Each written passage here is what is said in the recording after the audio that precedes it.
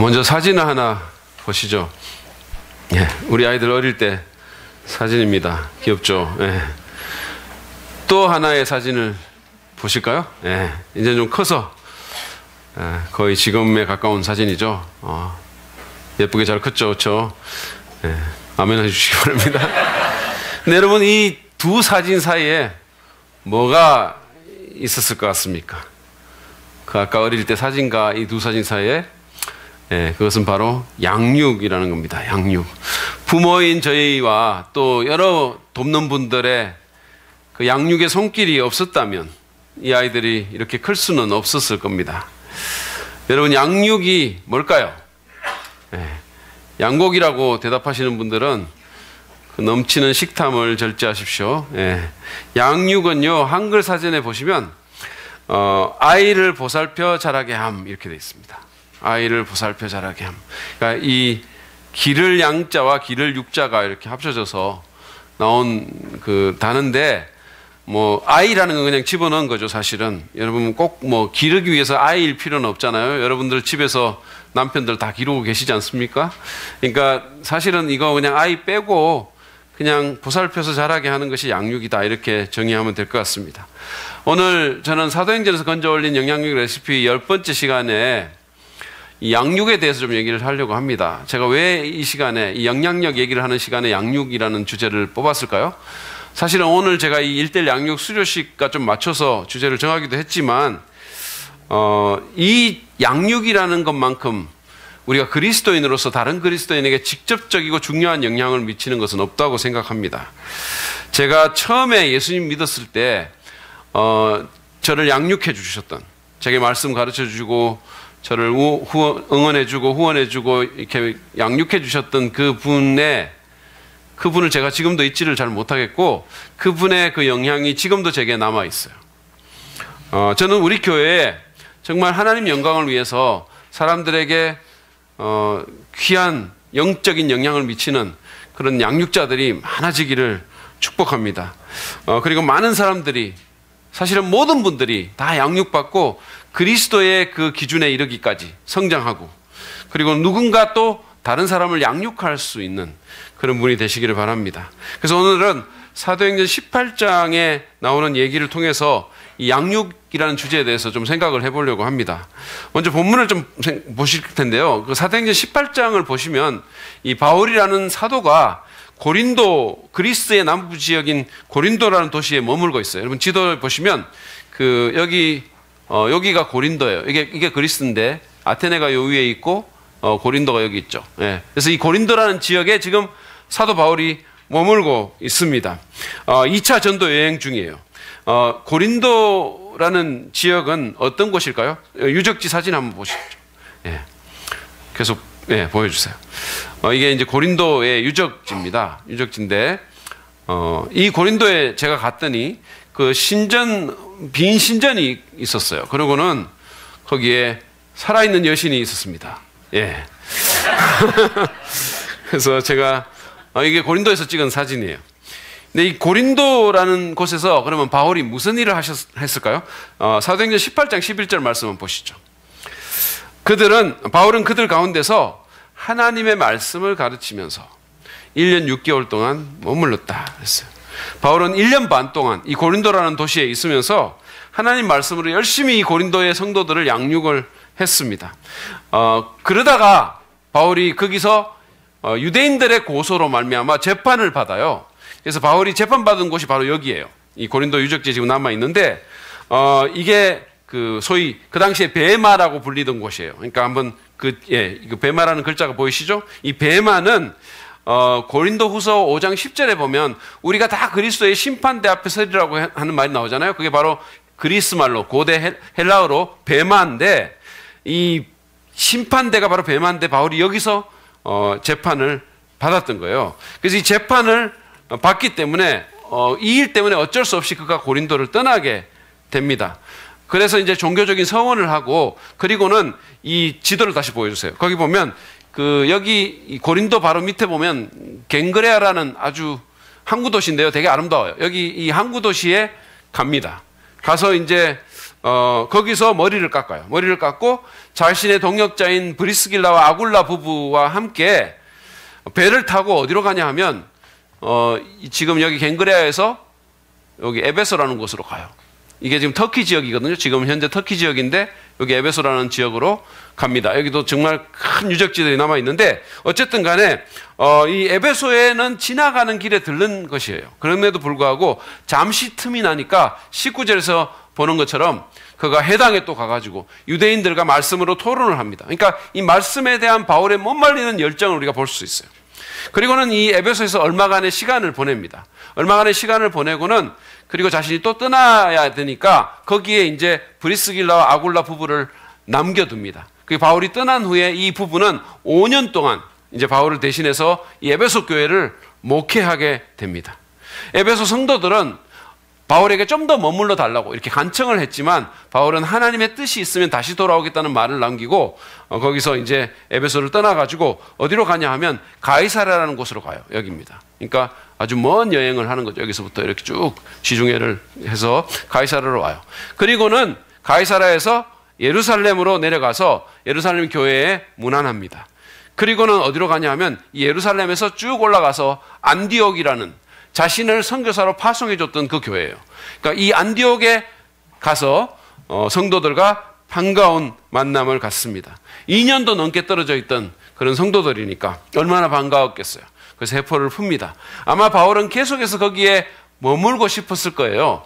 얼마나 좋았겠습니까? 그렇지만 거기에 계속 있을 수가 없었습니다. 왜냐하면 자기가 전도했던 그 사람들, 그 교회들이 계속 생각났던 거예요. 그래서 23절을 보십시오. 바울은 얼마 동안 거기에 있다가 그곳을 떠나서 갈라디아 지방과 부르기아 지방을 차례로 두루 다니면서 자기가 이제 전도했던 교회를 세웠던 곳이에요. 모든 신도를 굳세게 하였다.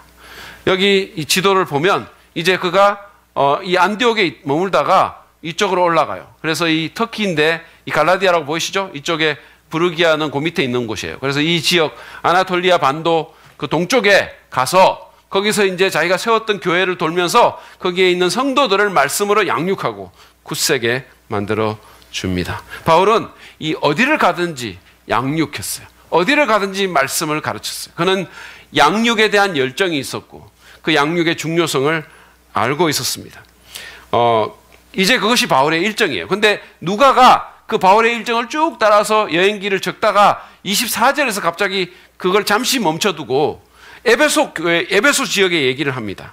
에베소에 한 새로운 유망주가 나타났어요. 24절 말씀입니다. 보시죠. 그런데 알렉산드리아 태생으로 아볼로라는 유대 사람이 에베소에 왔다. 그는 말을 잘하고 성경에 능통한 사람이었다. 자, 이 아볼로라는 유대인이 알렉산드리아 태생인데 거기서 온 거예요. 근데 이 알렉산드리아라는 지역은 알렉산더 대왕 아시죠?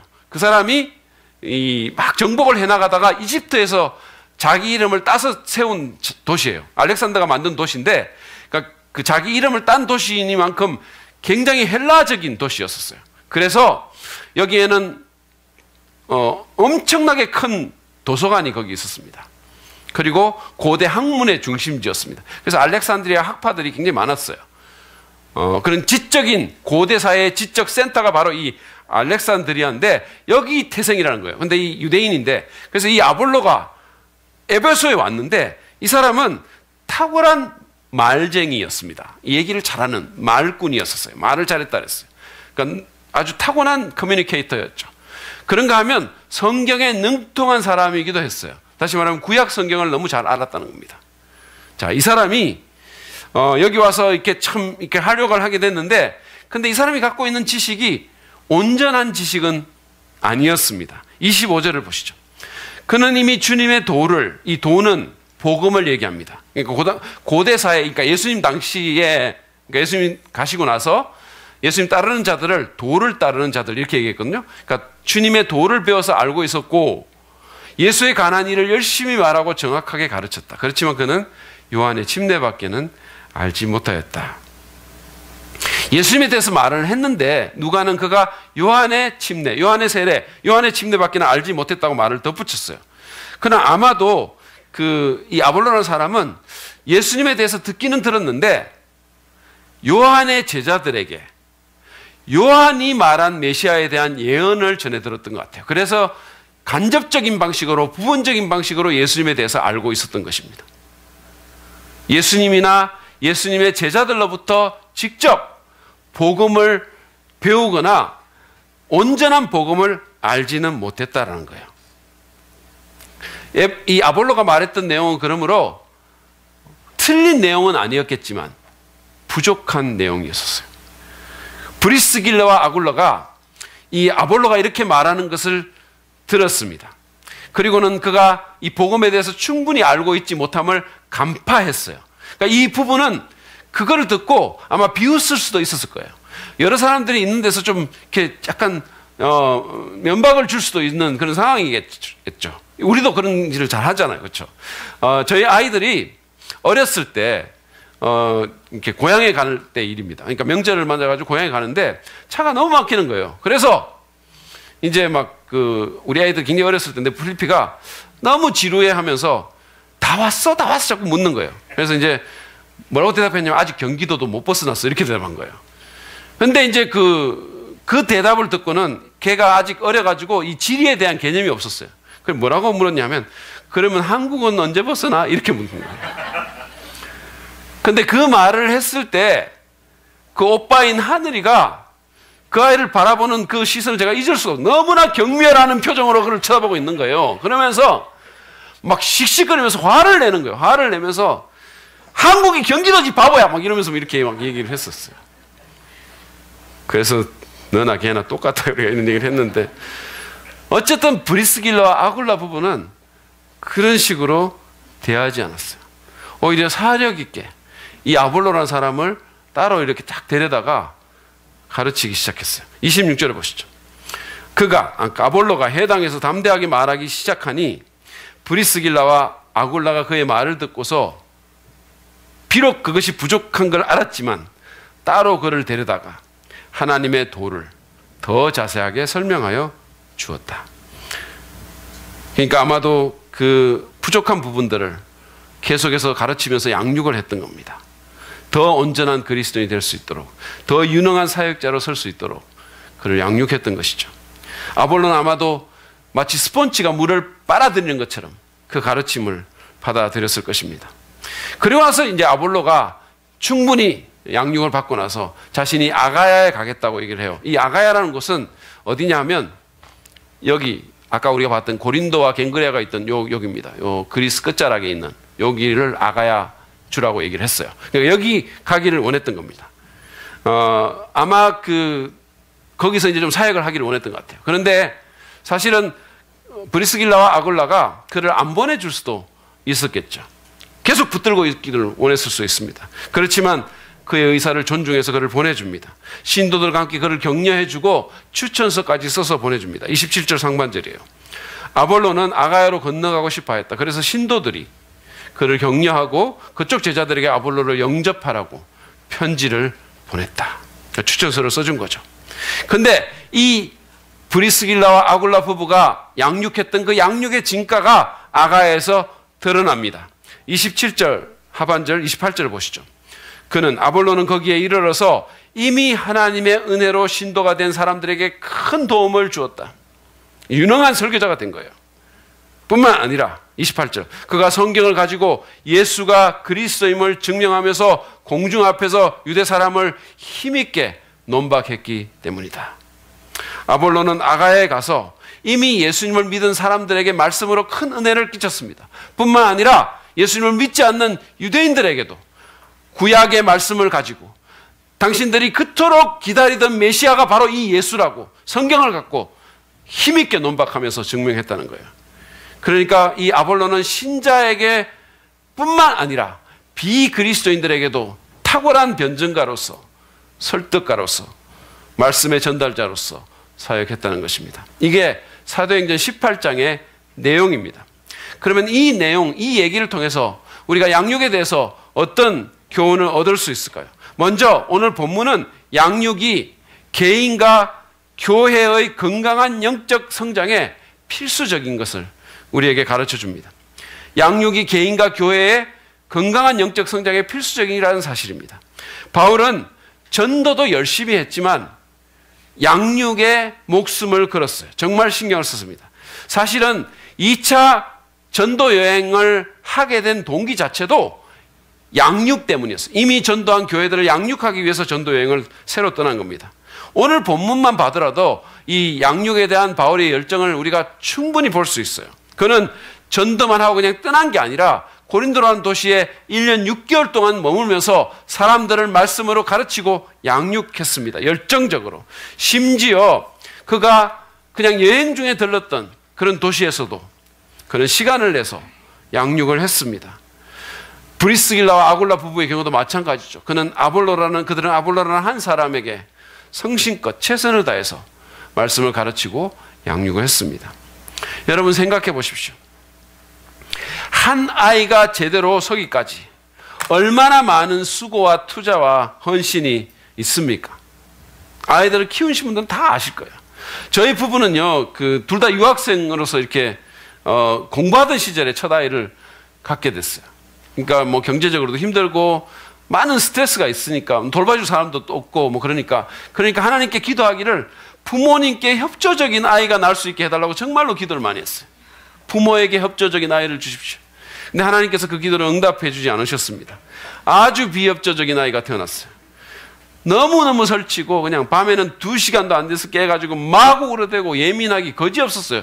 잠도 별로 안 자는 것 같아요. 하여튼 잠도 안 자는 거예요. 그래가지고 오죽했으면 우리가 수면제를 먹여가지고 재울까 이런 생각까지 했어요. 사실은 감기가 들어가지고 이렇게 뭘 약을 먹인 적이 있었는데 그게 그 안에 수면제가 약간 들어있으니까 잘 자는 거예요. 그래가지고 그거를 감기 낫고도 계속 먹이려고 생각한 적도 있었어요. 우리 집사람은 너무 힘드니까 이거 진짜 물을 수도 없고 막 뱃속에 다시 집어넣을까 뭐 이런 얘기를 몇 번을 했었어요. 정말 힘들었습니다. 그렇게 잠설쳐가면서 스트레스 받아가면서 돈 써가면서 부부싸움 하면서 그렇게 키운 거예요. 그런데 그 인간은 지가 혼자 큰 줄 알아요. 진짜로. 아무도 양육이 없이 스스로 클 수 있는 애는 없습니다. 그렇죠. 영적으로도 마찬가지예요. 개인이든 공동체든 양육을 받아야 영적으로 성장할 수 있습니다. 오늘 일부에서는 우리 이상희 자매님이 간증을 했는데 이런 얘기를 했어요. 양육을 통해서 있는 그대로 나를 받아주신 하나님의 사랑 안에서 나 자신을 그리고 용서하기 힘들었던 누군가를 받아줄 수 있었고 지금 여기에서 하나님을 더 닮고 싶다는 소망을 가질 수 있었다라고 그렇게 간증을 했어요. 조금 전에 여러분들이 간증했던 김정수 자매님에게도 들었지만 양육을 받으면서 변화가 일어났던 것들, 그죠? 힘을 얻게 됐고 신앙의 문제가 어디에 있는지를 발견하게 됐고 그리고 남편과 가족들에게 더 사랑으로 대해줄 수 있게 됐고 심지어는 누군가에게 전도할 수 있게 되는 복음을 전할 수 있게 되는 그런 변화가 일어난 것들을 여러분들이 들었습니다. 그런 간증을 듣고 그런 얘기를 들을 때 양육받고 싶은 마음이 팍팍 들지 않으세요? 든다고 제발 좀 말씀해 주십시오. 여러분 성장하기 원하십니까? 원하시죠? 그러면 어떤 식으로든 양육을 받으십시오. 저희 교회는 1:1 양육도 있고 1:1 양육은 사실은 12주밖에 안 해요. 그리고 또 소그룹으로 받는 양육반도 있고 리더 양육도 있습니다. 우리 목자들 양육도 있어요. 뭐든지 참여하시기 바랍니다.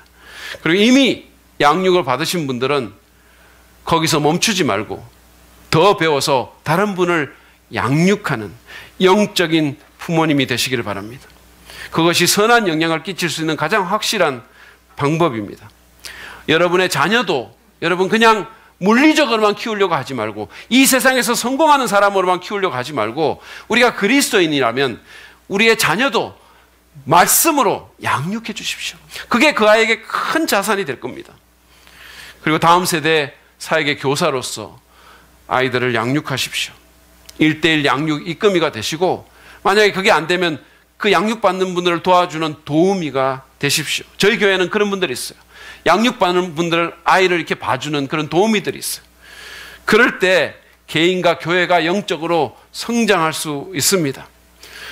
오늘 본문은 또한 우리에게 누군가를 양육하면서 한 사람의 가능성을 결코 과소평가해서는 안 됨을 보여줍니다.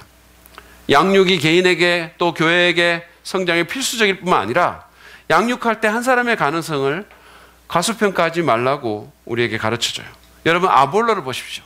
아볼로는 양육을 받고 아가야 지방에 가서 후일 고린도 교회에 큰 사역자가 됩니다. 유력한 설교자가 돼요. 바울은 고린도서 3장 6절에서 이런 말을 합니다. 나는 심었고 아볼로는 물을 주었습니다. 여러분 놀랍지 않으십니까? 아볼로가 대사도인 영적인 거장인 바울의 버금가는, 바울의 비견되는 그런 사역자로 성장한 것입니다. 이거는 마치 우리 교회 지금 허성무 전사님이나 김철기 전사님 같은 분이 나중에 옥하는 목사님에게 버금받는 그런 목회자가 되는 것과 같은 거예요. 예, 뭐 너무 당연하다는 표정으로 그렇게 보시는군요. 예, 대사랑받는 교회 전도사인데 뭐 당연히 그런 거 아닙니까? 라는 그런 자존감 좋습니다. 그렇지만 교만이 되지 않도록 조심하십시오. 어쨌든 간에 아볼로가 이렇게 큰 사역자가 될 수 있었던 것은 그 부부의 신실한 복음적 양육에 힘입은 바가 크다고 우리가 말할 수 있을 겁니다. 그때 그 신실한 양육이 없었다면 지금 아볼로가 있을 수 있었을까요? 저는 그렇지 못했을 거라고 생각합니다. 여러분, 누군가를 양육할 때 한 사람의 가능성을 결코 가소평가하지 마시기를 바랍니다. 그 사람이 어떤 사람이 될지는 아무도 모르는 거예요. 여러분, 내가 어떤 사람에게 끼치는 작은 영향이 얼마나 큰 파장으로 전파될지는 아무도 모르는 거예요. 제가 한 8일 전쯤에 우리 글을 하나 썼거든요. 11조에 관한 글을 써서 홈페이지에 이렇게 올렸어요. 칼럼란에 올렸습니다. 그런데 그 글에 대한 조회수가 말이에요. 한 8일 정도 지났는데 1900회를 넘은 거예요. 엄청나게 많은 사람들이 보게 된 겁니다. 평소에 그냥 한 200 몇십 배, 300회, 400 이런데 이게 지금도 계속 올라가고 있어요. 그래서 제가 왜 이렇게 많은 사람들이 이걸 볼까 이런 생각을 한 거예요. 근데 주제 자체가 물론 좀 이렇게 많은 분들이 관심사이기 때문이기도 하겠지만 그것만은 아니라는 생각이 들었어요. 왜 그런지 궁금해서 생각을 좀 해봤는데 우리 홈페이지에 대해서 윤석헌 목사님이 한 말이 갑자기 떠올랐어요. 그게 뭐냐 하면 현상욱 목사님 아시죠? 이분이 페이스북에서 뭔가를 공유하면 이게 그냥 확 늘어난다는 거예요. 이게 조회수가 확 뛴다는 겁니다. 1000명이 넘는 페북 친구를 거느린 페북계의 절대 강자, 페북계의 아이돌, 이 현상욱 목사님이 뭔가 이렇게 좀 하면 그거 확 그냥 늘어난다는 거예요. 그러니까 그 현 목사님에게 작은 영향이라도 가면 그게 엄청난 영향력으로 퍼져간다는 얘기입니다. 여러분이 지금 양육하는 그 사람에게, 여러분이 양육했던 누군가에게 미쳤던 그 작은 영향이 수천 수만 명에게 파급될 수 있음을 반드시 기억하시길 바랍니다. 언젠가 저는요, 제 신학교 제자가 목회하는 교회에 가서 설교를 한 적이 있어요. 지금 그분은 이제 뭐 인터넷 사역도 활발하게 할 뿐만 아니라 극동방송에서 또 라디오 설교하고 뭐 기독교 텔레비전에서도 두세 군데 이렇게 설교를 해요. 그런 아주 활발한 활동을 펼치고 있는 그런 제자입니다. 근데 그 교회에 가서 제가 이제 설교를 하는데 그 제자가 저를 이렇게 소개를 했어요. 여러분, 오늘 강사님은 설교자로서 저를 만들어주신 분입니다. 여러분이 매주 듣는 설교의 모든 것은 다 사실은 저분에게서 온 것이라고 해도 과언이 아닙니다. 이렇게 얘기를 하는 거예요. 그래서 제가 참 그 말을 듣는 순간 전율이 막 이렇게 오는 거예요.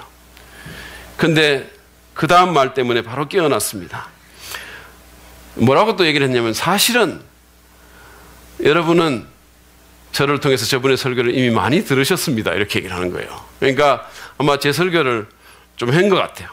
그래서 사람들이 다 웃었습니다. 그래서 제가 강단에 올라가가지고 오늘 내가 할 설교는 여러분이 이미 들은 설교가 아니기를 바랍니다 라고 얘기를 하면서 설교를 했던 기억이 나요. 근데 그 당시에 제가 그렇게 농담하고 뭐 사람들도 웃고, 그분도 물론 농담으로 그렇게 얘기를 했겠죠. 근데 어쨌든 너무 이렇게 감동이 됐었어요. 아, 정말 이렇게 정말 작게 기여했는데 어떤 한 설교자가 자기 성도들 앞에서 오늘 나를 만들어준 분은 저분입니다라고 이렇게 얘기를 해주니까 너무 감동이 되는 거예요. 여러분, 한 사람은 그냥 한 사람이 아닙니다. 제가 신학교에서 또 교회에서 여러분에게 작은 영향이라도 끼치면 그것이 수많은 사람들에게 퍼져나가는 거잖아요. 그렇지 않습니까? 구두가게 점원이었던 무디라는 그런 소년에게 가서 복음을 전하고 그를 양육했던 주일학교 교사 에드워드 킴벌은 그 소년 무디가 나중에 위대한 부흥사 무디가 될 줄 생각이나 했겠습니까? 여러분, 부모로서 말씀으로 양육하는 자녀 양육, 그 자녀가 어떻게 될지 아무도 모르는 거예요. 목장 모임을 통해서 하는 양육, 또는 개인 양육, 또는 다음 세대 교사로서 하는 아이들 양육, 이 모든 양육에서 여러분이 양육하는 그분의 가능성을 절대로 가소평가하지 마시기를 바랍니다. 그들은 교회와 하나님 나라의 큰 일꾼이 될 수 있습니다. 그리고 그들이 또 수많은 사람들에게 영향을 미칠 수가 있습니다. 그러므로 그 사실을 인식하고 그 일에 최선을 다하십시오. 한 사람을 귀히 여기고 정말로 그 한 사람을 100사람, 1000사람처럼 대할 때 그 사람이 예수의 제자로 든든히 세워지고 하나님의 나라가 아름답게 확장되고 여러분의 영향력이 계속해서 배가 될 것입니다. 그 사실을 반드시 인식하십시오. 마지막으로 오늘 본문은 우리가 양육할 때 정말 온유하게 가르치고 겸손히 배워야 함을 교훈해 줍니다. 우리가 양육할 때 정말 온유하게 가르치고 겸손히 배워야 합니다.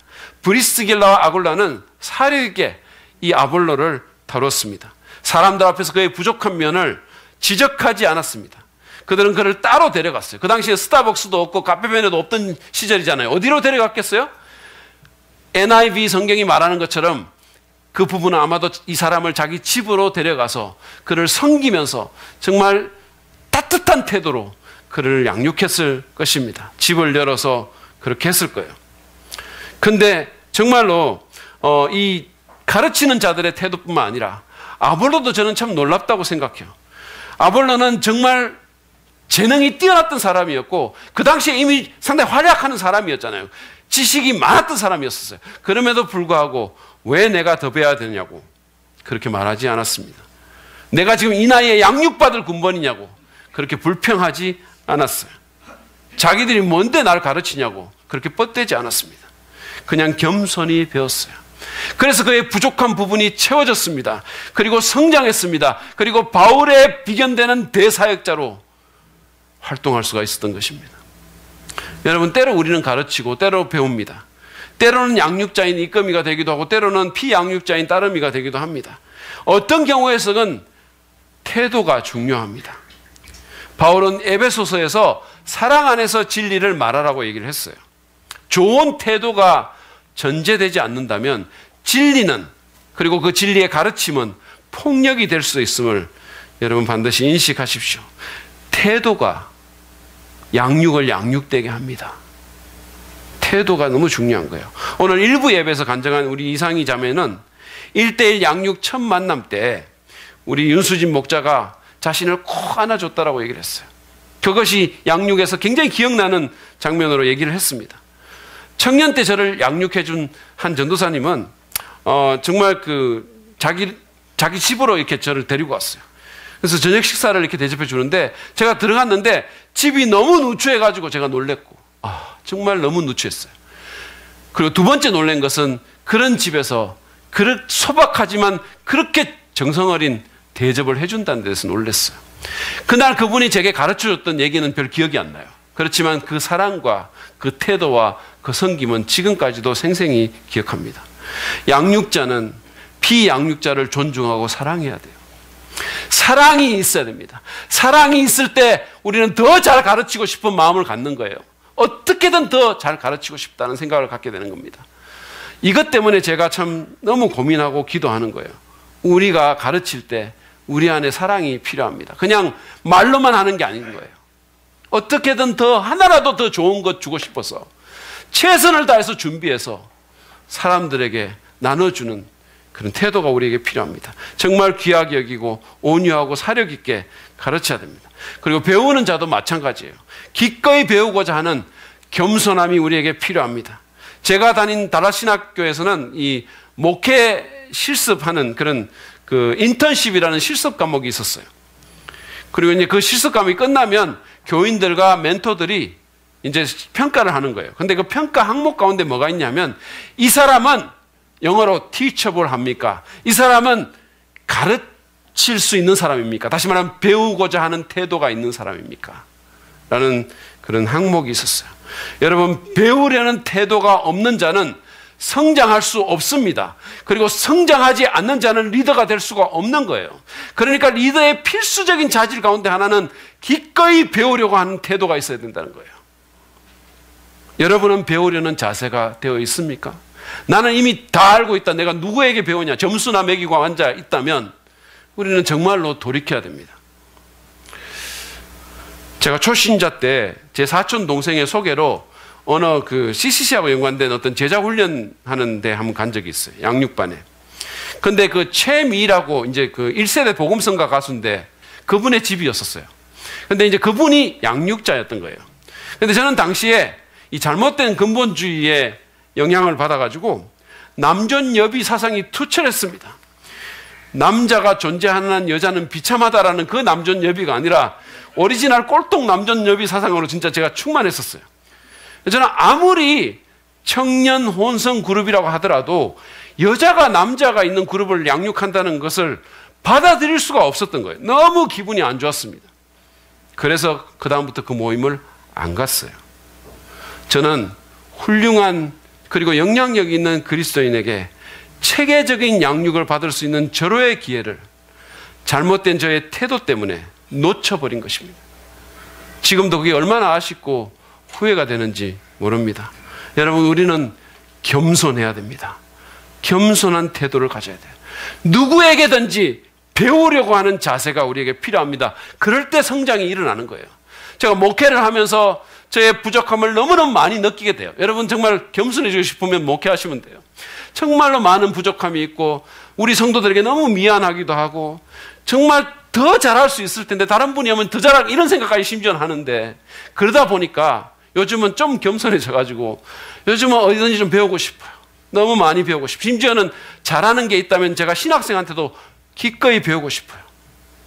여러분, 배우려는 태도를 가집시다. 그래야 성장할 수 있어요. 기억하십시오. 배우든 가르치든 태도가 중요합니다. 사력 있고 겸손한 태도로 가르치고 배워야 됩니다. 그럴 때 사람이 세워지고 교회도 성장합니다. 그럴 때 진정한 예수 제자로의 양육이 이루어지는 것입니다. 제가 오늘 설교를 마무리하면서 우리가 믿고 따르는 그 예수님에 대해서 한번 생각해 보기를 원합니다. 예수님은요, 학위를 따지도 않았습니다. 많은 재산이나 큰 건물을 남기지도 않았어요. 책을 쓰지도 않았습니다. 대형 교회를 목회하지도 않았습니다. 총회장 같은 영향력 있는 지위를 탐하지도 않았고 그런 지위를 차지하지도 않았어요. 그분은 공생의 대부분의 시간을 소수의 별 볼 일 없는 제자들을 양육하는 데 보냈습니다. 그리고 그것이 그분이 남긴 전부였었어요.